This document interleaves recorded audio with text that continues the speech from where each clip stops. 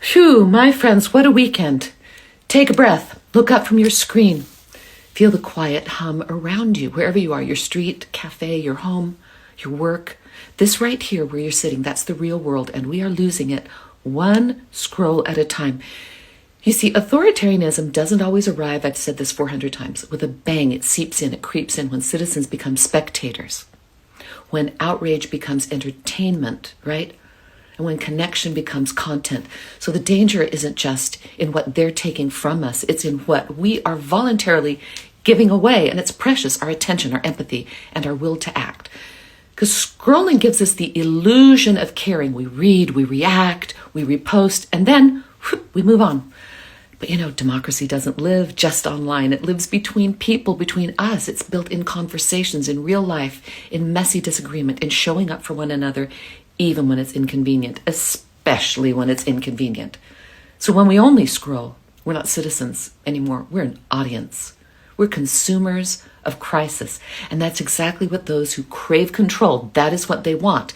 They want a distracted public. They want a public drained of attention and fractured into isolated little silos, into bubbles that never ever meet face to face. So stop scrolling pretty often. Pick one issue that matters.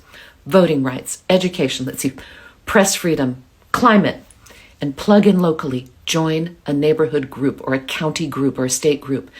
Find a nonprofit that shares your values. Show up in person. Shake hands with someone who doesn't look or think like you.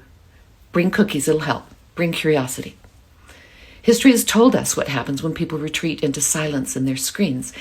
In the 1930s, even though there weren't screens, regimes rose not because everyone loved them, but because too many stayed home, and too many kept their heads down, and too many thought, someone else is definitely going to fix this, right? My friends, connection is resistance. Real human connection creates networks of trust and confidence and safety, the very thing that authoritarianism cannot survive and cannot stand.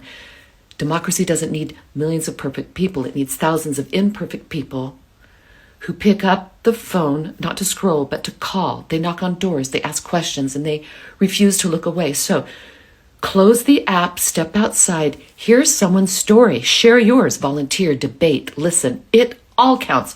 All that counts. Every act of genuine connection pushes back against this dark tide that we feel we're drowning in. So stop scrolling, start connecting, because the algorithm ain't gonna save democracy. People will. And I'll be back.